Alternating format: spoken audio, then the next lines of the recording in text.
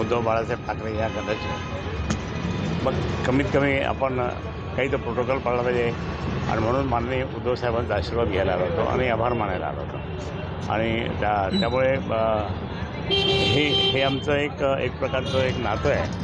त्या नात्यातून आम्ही बाकी काही दुसरं राजकीय नाही. महायुतीने अजूनही उमेदवार संभाजीनगरचा दिलेला नाही आहे. इम्तियाज जरी तर असणार आहेत, मात्र महायुतीचा उमेदवार नेमका कोण असणार नाही. आता ते आव्हानात्मक असेल. त्यांचे भांडणं सुरू झाले भारतीय जनता पार्टी आणि शिंदे गटात आम्हाला द्या, त्यामध्ये आम्हाला द्या, त्यांच्यातच भांडणं चालले. पण तुम्हाला कोण वाटतं कोण आव्हानात्मक कोणी पण जलील असतील आव्हानात्मक? नाही, जलील आता काहीच नाही आहे. जलील आता काहीच नाही आहे, संपला तो. आणि म्हणून तो परवापासून एकदम असा शांत बसला होता.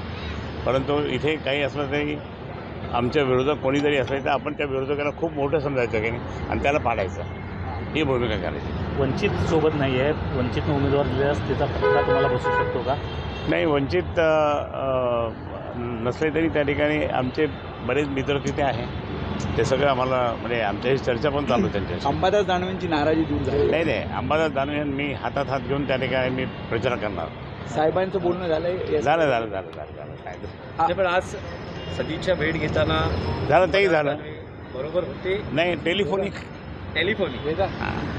साहेबांशी टेलिफोनिक. पण जनरली असं असतं की त्या मतदारसंघातली कार्यकारिणी नाही ते आधी आमची 4-4 घंटे बैठक झाली, त्यामुळे काही प्रश्न नाही. काही प्रश्न नाही, त्यांची काही नाराजी दूर नाही झाली. आता आम्ही दोघंजण एकत्र हातात हात घेऊन काम करणार आणि उद्धव साहेबांना रिझल्ट देणार. संभाजीनगरमध्ये मराठा समाज सुद्धा एक उमेदवार देऊ इच्छित आहे, त्यामध्ये माहीत नाही. मी इकडे मी इकडे, मला काहीच माहीत नाही. मी आता गेल्यानंतर पाहतो काय. जय महाराज. सर्वांना शुभेच्छा. असंच प्रेम ठेवा आणि निवडून येईपर्यंत तुम्ही असंच मला प्रोत्साहन द्या. जय महाराज.